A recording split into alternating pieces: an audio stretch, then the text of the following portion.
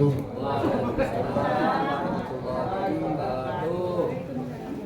Om Swastiastu. Salam berkat rahmat Allah yang Maha Kuasa. Bismillahirrahmanirrahim. Alhamdulillahirabbil alamin. Wassalatu wassalamu ala asyrofil mursalin Sayyidina Muhammadin sallallahu alaihi wasallam wa ala alihi wa sahbihi ajma'in, amma ba'du. Yang kami hormati Bapak Wali Faktor Kostia, juga Bapak Wali Tamtin Stikia. Yang kami hormati Bapak-bapak, ibu-ibu, para undangan dari pemerintah daerah maupun juga tokoh-tokoh agama dan tokoh adat di Jembrana kali ini. Yang kami hormati semua organisasi yang berada di lingkungan Prakostidia, terutama DPW, OPSID, Ibu-ibu JKP, kemudian pengurus Bilal berkat rahmat Allah yang Maha Kuasa. Yang kami hormati para anak yatim, fakir miskin yang disantuni. Hadirin wal hadirat rahimakumullah. Yang pertama, saya mengucap syukur alhamdulillahirabbil alamin kepada Allah Subhanahu wa taala atas rahmat dan nikmatnya yang tak terhingga kepada kita semua. Moga-moga kita sebagai hamba Allah selalu bisa mensyukurinya.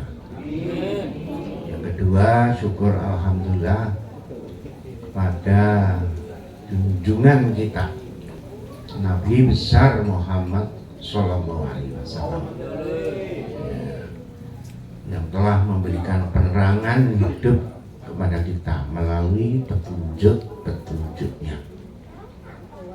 Yang ketiga, syukur alhamdulillahirrahmanirrahim kepada guru kita Mursyid Thariqah Siddiqiyah Syekh Mukhtarullah Al-Mujtabah Mukti bersama Ibu Nyai Safatul Ummah sebagai Ketua Umum Bilal Berkat Rahmat Allah Pusat,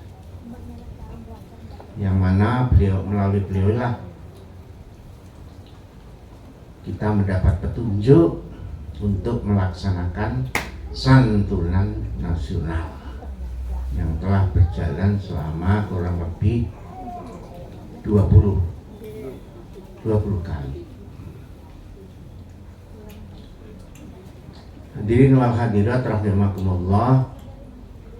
Acara pertama adalah tasyakur atas lahirnya Nabi Muhammad Sallallahu Alaihi Wasallam. Kenapa kita bersyukur, khususnya umat Islam, atas lahirnya Nabi Muhammad? Karena kita semua telah berhutang budi kepada Nabi Muhammad Sallallahu Alaihi Wasallam selama ribuan tahun, ya. Sebelum Nabi Muhammad itu lahir, ya, sudah banyak tokoh-tokoh dunia, ya. Mereka mencari tentang tujuan hidup manusia. Sebetulnya apa manusia diciptakan? Sebetulnya untuk apa manusia di dunia ini? Ribuan tahun sebelumnya banyak yang tidak bisa menjawab. Banyak filosof dunia mencari tentang arti hidup. sungguhnya manusia ini dari mana dan akan kemana, tujuannya apa. Banyak yang belum tahu. Kemudian muncullah para filosof-filosof sebelum Masehi. Ada filosof namanya Plato, Aristoteles. Filosof-filosof ini mencari kebenaran. Mereka menyimpulkan manusia adalah sumber kebenaran.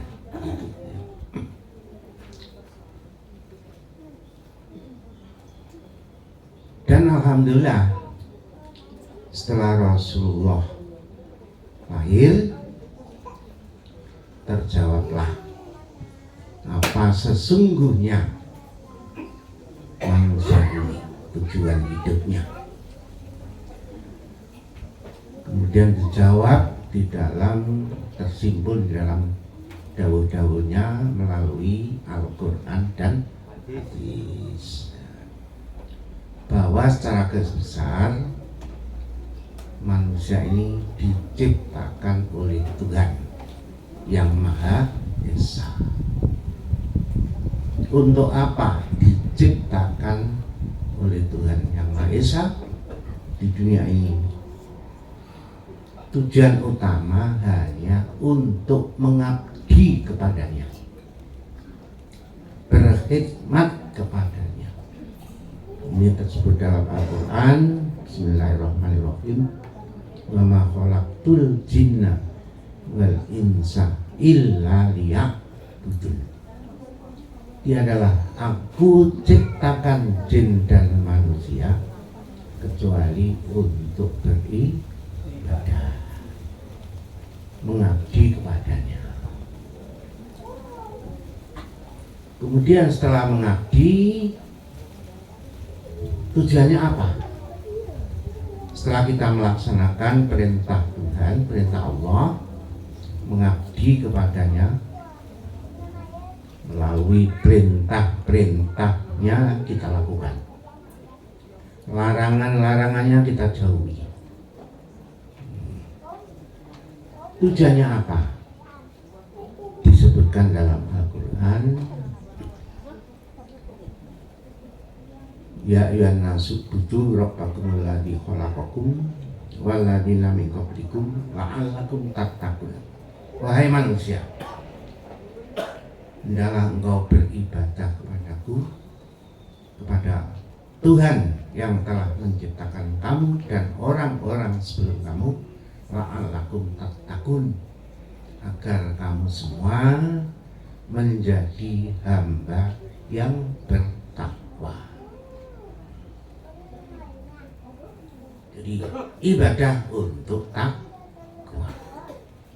Kemudian apakah cukup sampai di situ? Ternyata belum cukup. Kamu sudah mencapai takwa, untuk apa?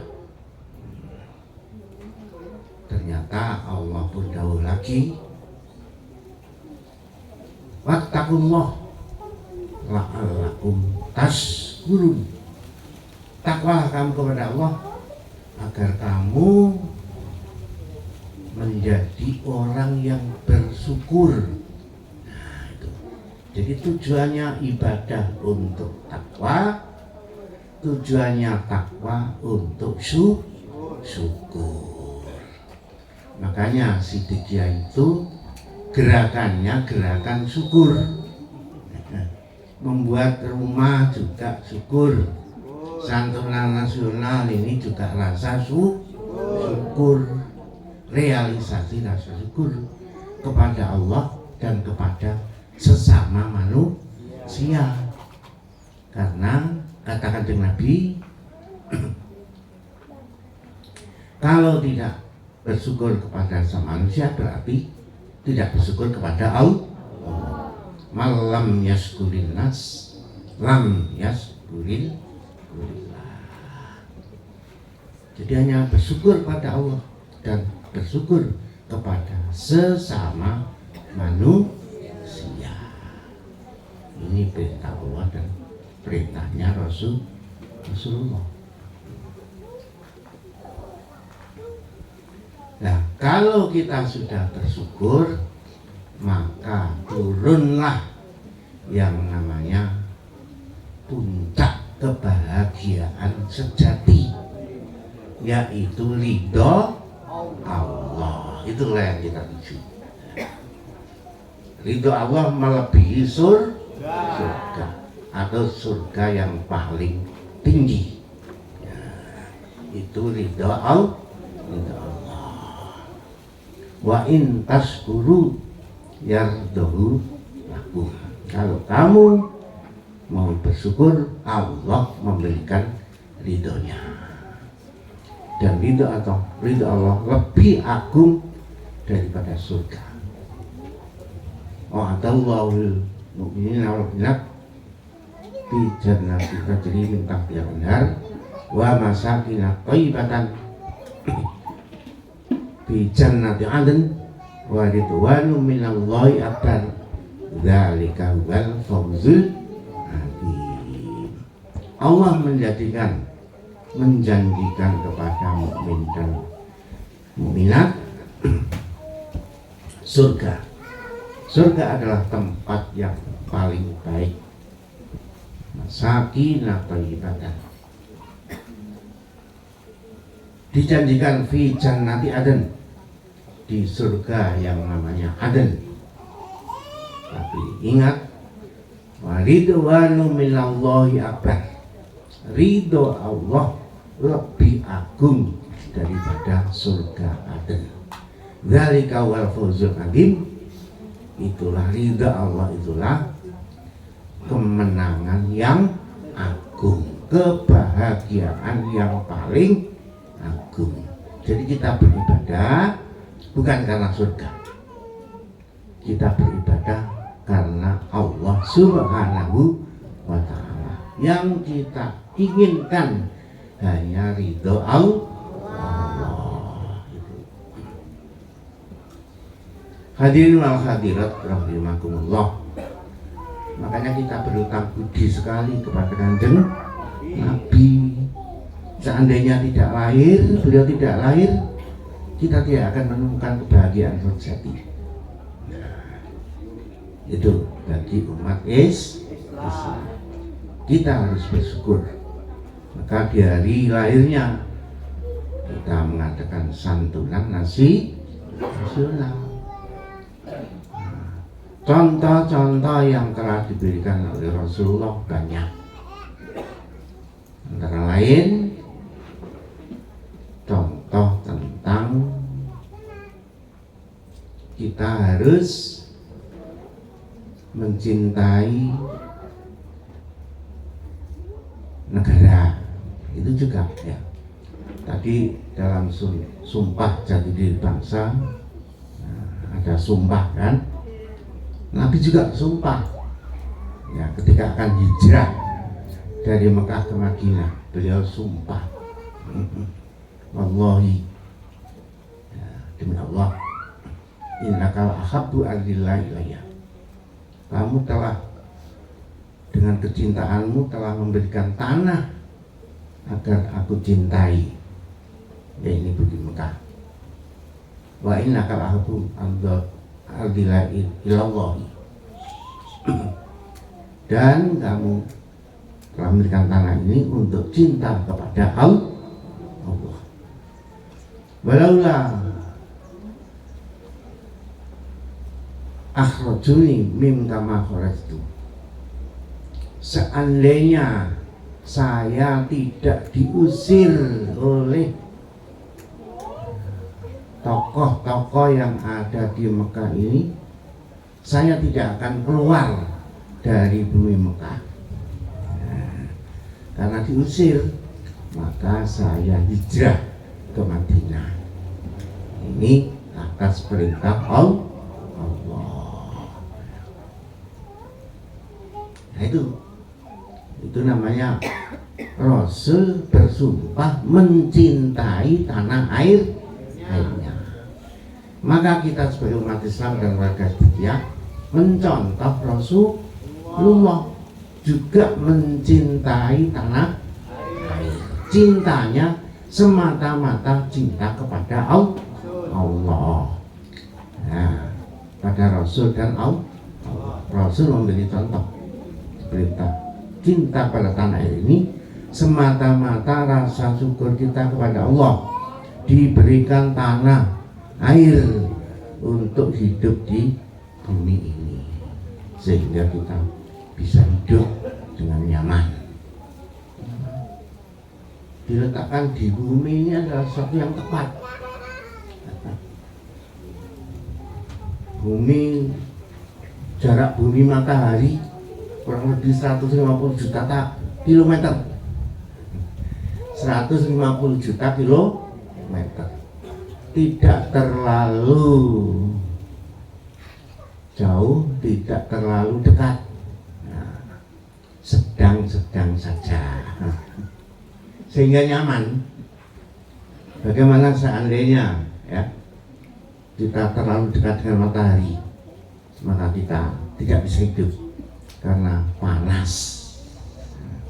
Bagaimana seandainya kita jauh dari matahari, kita juga tidak akan bisa hidup karena terlalu kedinginan mungkin ya. Jadi ada 8 planet atau 9 planet yang mengitari matahari, yang paling cocok dihuni oleh manusia ini adalah planet yang namanya bumi. Yang lain insya Allah tidak ada kehidupan, karena hidup itu tergantung ada air atau tidak.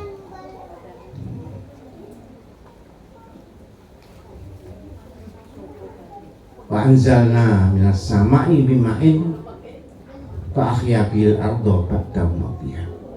Dan aku turunkan air dari langit, fa ahya bil arda ba'da mautiha, maka hiduplah bumi yang asalnya mati. Nah, bumi yang asalnya mati dengan ada air, maka menjadi hidup, dan hidupnya bumi bisa menghidupi kita semua. Makanya kita harus cinta tanah air, semata-mata pemberian dan kasih sayang Allah.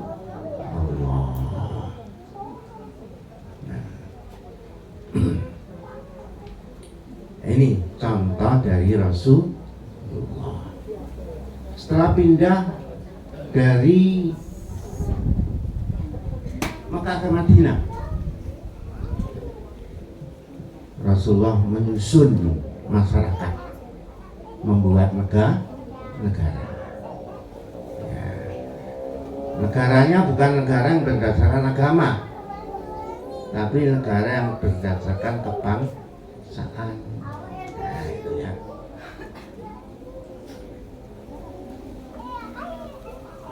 Ketika di Madinah, di sana sudah ada masyarakat yang banyak. Itu ada masyarakat Kristen tapi sedikit, tapi yang komunitas yang banyak masyarakat Yahudi ya. Ada 3 suku Yahudi, yang mana mereka selalu saling berperang. Jadi kebiasaan suku-suku Arab itu suka perang, memang suka perang satu sama lain, perang antar suku. Nah, itu akhirnya didamaikan oleh Rasulullah dengan perjanjian ya. Rasulullah mendirikan negara. Negaranya bukan negara Islam, tidak ada. Dalam Al-Quran tidak ada Rasul mendirikan negara Islam, itu tidak ada. Negara Madaniyah ya. Nah, negara Madaniyah namanya. Negara yang thayyibah. Menurut Al-Quran itu ada 2 saja bentuk negara. Negara yang baik dan negara yang jelek, gitu aja. Nah, negara yang baik yaitu tadi ya, negara kebangsaan. Jadi mempersatukan antar suku, antar agama. Jadi kalau ada pendidikan agama Islam itu tidak mengikuti Al-Quran. Al-Quran tidak pernah menyatakan ada negara Islam, tidak ada. Negara yang berdasarkan agama tidak ada. Negara Madaniyah, ya, Madinatul Munawwarah. Nah, ini juga kita mengikuti jejaknya Rasulullah Sallallahu Alaihi Wasallam. Rasulullah memberikan contoh cinta tanah air. Dalam hadisnya, hubbul watan minal iman. Cinta tanah air adalah bagian daripada iman. Maka itu kita pun dalam mencintai tanah air, ini adalah merupakan pokok-pokok keimanan. Semua agama di Indonesia ini juga berdiri di atas keimanan. Agama Islam berdiri di atas keimanan. Agama Hindu berdiri di atas keimanan. Agama Buddha berdiri di atas keimanan. Kristen, Katolik, sampai Konghucu, semuanya berdiri di atas keimanan. Maka dari itu organisasi tiga, organisasi yang bernafaskan tasawuf, dasarnya apa? Manunggalnya keimanan dan kemanusiaan. Itulah tasawuf bagi organisasi Siddiqiyah. Manunggalnya keimanan dan kemanusiaan.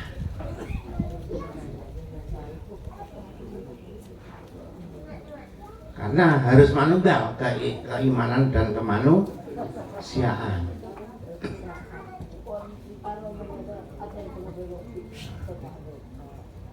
Perintah-perintah Allah, ya, seperti kita diperintah sholat, zakat, puasa, haji, syahadat. Syahadat asyhadu alla ilaha illallah itu keimanan.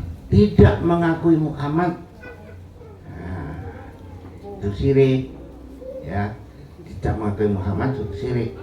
Nah, itu kemanusiaan. Allah Tuhan keimanan, Muhammad manusia kemanusiaan. Nah, jadi manunggalnya keimanan dan kemanusiaan. Perintah sholat, ya, mulai Allahu Akbar sampai tahiyat, itu bentuk keimanan. Kemudian diakhiri salam. Assalamualaikum warahmatullahi ke arah kanan. Assalamualaikum warahmatullahi ke arah kiri. Assalamualaikum warahmatullahi wabarakatuh ke arah kanan. Assalamualaikum warahmatullahi ke arah kiri. Itu adalah merupakan doa. Doa kita semua kepada orang-orang pihak kanan, orang-orang yang sudah taat kepada Tuhan. Nah, salam sejahtera bagi orang-orang yang telah taat, itu lambangnya itu. Dan moga-moga mendapat rahmat dan keberkahan. Al-Barakatuh. Nah, kemudian salam ke arah kiri, Assalamualaikum warahmatullahi. Kita juga berdoa, moga-moga salam sejahtera juga ditujukan pada orang-orang yang belum baik, ashabus shimal, yang belum baik. Yang baik, yang sudah baik, sudah taat juga didoakan. Yang belum baik pun juga didoakan. itu yang terkandung di dalam sholat, mengandung unsur keimanan dan kemanusiaan. Puasa juga begitu, mengandung unsur keimanan dan kemanusiaan. Perintah puasa itu adalah perintah keimanan. Kemudian amal ibadah puasa tidak akan diterima oleh Allah sebelum menunaikan zakat fitrah. Saumu Ramadan mu'allaqun bainas sama' wal ard. Puasa Ramadan itu masih digantungkan antara langit dan bumi. Wala yurfa'u illa bizakat. Tidak akan dinaikkan ke hadirat Allah amal puasa ini sebelum menunaikan zakat fitrah.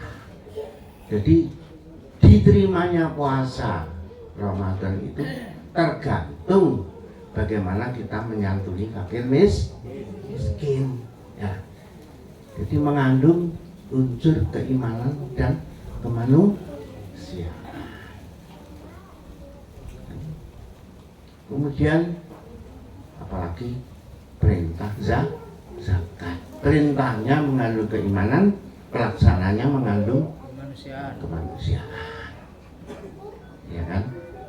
Zakat pada fakir miskin, anak yatim minimal 2,5% ya tiap tahun. Kalau warga sedikit wah ya tidak 2,5% lagi, bisa 10%-nya, bisa 20%-nya. Nah, sampai yang tiap tahun mendirikan rumah syukur kepada fakir miskin, tidak peduli, tidak memandang agamanya apa, yang penting adalah bangsa Indonesia. Tiap tahun, alhamdulillah sampai saat ini, insya Allah sudah berdiri 2000 berapa? Lebih 2009 kemarin ya, ditambah kemarin 130 ya.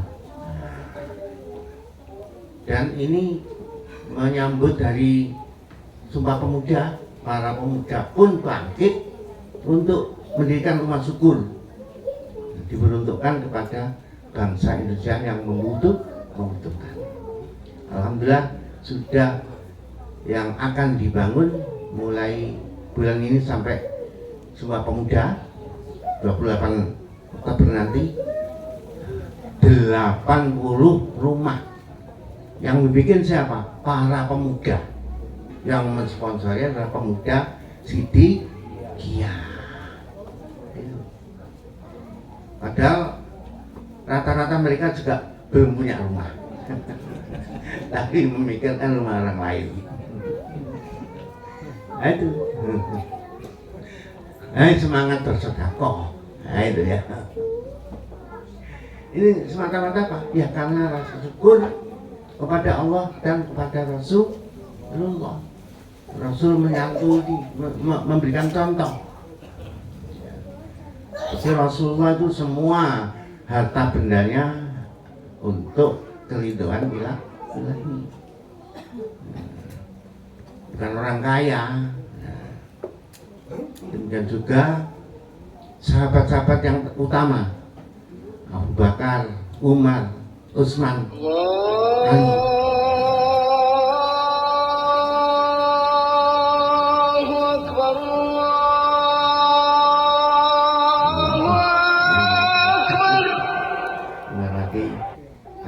Azan adalah ajaan untuk sholat. Ngombe. Lalu.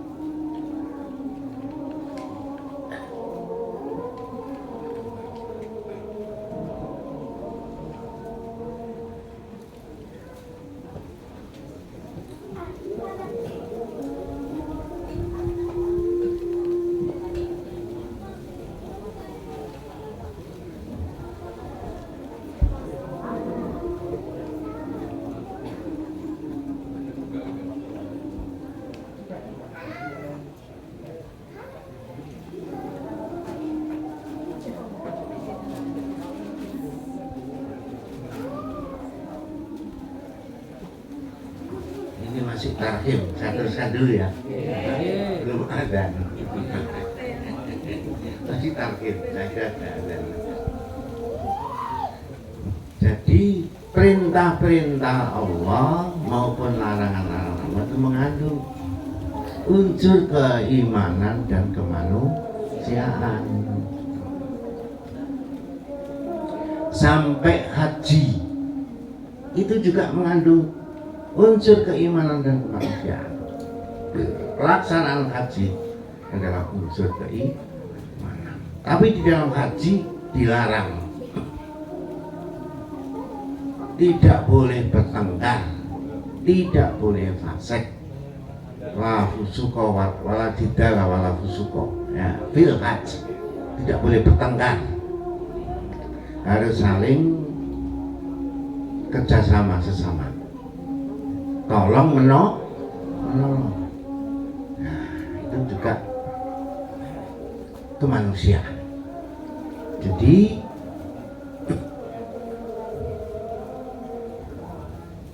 tasawuf bagi Siddiqah adalah manungganya keimanan dan kemanusiaan. Maka dalam orsid juga begitu. Nah, dalam anggaran dasar dan kemanusiaan rumah tangganya, ya, organisasi yang menonjolkan kemanusiaan, keimanan dan kemanusiaan harus manunggal. Makanya di dalam bangsa Indonesia ketika mendirikan negara itu juga ada ketuhanan yang terlebih dahulu. Kemudian yang kedua kemanusiaan. Jadi manunggalnya keimanan dan kemanusiaan. Nah, inilah yang juga dicontohkan oleh Rasulullah Shallallahu Alaihi Wasallam. Karena di dalam qiraat tadi, ya, ayatnya Bismillahirrahmanirrahim. Laqad kana lakum fi Rasulillahi uswatun hasanatun liman kana yarjullaha wal yawmal akhir. Dzakarallaha katsiran. Sesungguhnya bagimu di dalam keutusannya Rasulullah itu adalah sebagai uswatun hasanah, contoh yang baik yang harus kita tiru. Namanya uswatun hasanah liman kana yarjullah wa yaumal akhir, bagi orang yang mengharap-harap keridhaan ilahi dan kebahagiaan hidup di akhirat. Benar kata ibu tadi, tujuannya apa? Nanti ya, kita nanti semuanya akan mati. Di alam akhirat semuanya kita mengharap kebahagiaan di akhirat. Alhamdulillah.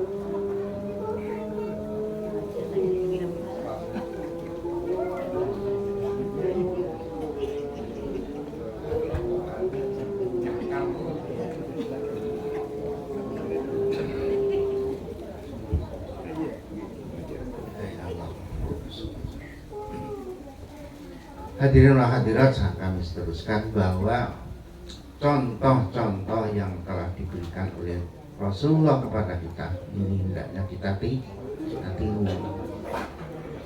Rasulullah mencintai fakir miskin, ya. Sampai ara'aital ladzi yukadzibu biddin fadzalika alladzi yad'ul yatim. Apa kamu tahu orang yang mendustakan agama? Yaitu orang-orang yang yad'ul yatim, ya, tidak membentak pada yatim, wala yahuddu ala ta'amil miskin, dan tidak memberikan makanan kepada fakir miskin. Nah, itu walaupun sholatnya mempeng, sudah haji, tapi kalau tidak mempedulikan fakir miskin dan anak yatim, itu disebut oleh Allah yukadzibu biddin, pendusta agama. Nah, itulah kita sebagai warga Thariqah Shadhiliyah ditunjukkan oleh Mursyid Thariqah Shadhiliyah suatu organisasi namanya Hilal Berkat Allah. Hilal itu naungan, ya, naungan, ya, tadi di syair tadi, ya, naungan. Berkat itu kebaikan yang agung, tetapnya kebaikan ketuhanan. Wal barakatu subutul khairi ilahi fisyai. Berkat itu tetapnya kebaikan Allah yang ditujukan kepada sesuatu. Kalau rahmat, anna rahmata minallahi in amun wa ifdalun. Jadi namakan rahmat itu kenikmatan yang telah diberikan oleh Allah dan keutamaan. Jadi nikmat tapi utama, gitu ya. Ada nikmat yang tidak utama, umpamanya dapat harta banyak tapi hasil korupsi. Ya nikmat oleh duit akeh tapi tidak utama, itu namanya bukan rahmat. Oleh duit akeh tapi nggak rong, itu bukan rahmat. Jadi kenikmatan yang utama. Nah, rahmat yang tetap kepada kita namanya berkah. Nah, makanya ketiga itu mesti atas berkat rahmat Allah. Demikian jati diri bangsa Indonesia itu juga tertulis di dalam kitab sucinya, yaitu kitab suci negara, apa? Pembukaan Undang-Undang Dasar 1945.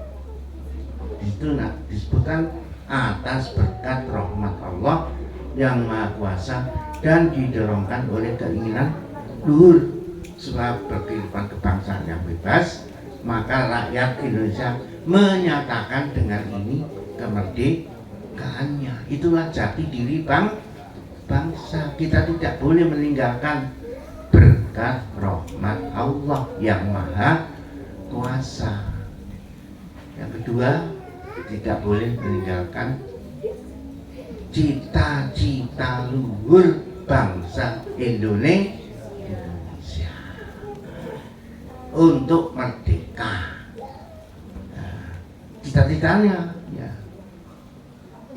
5, ya, merdeka, bersatu, berdaulat, adil dan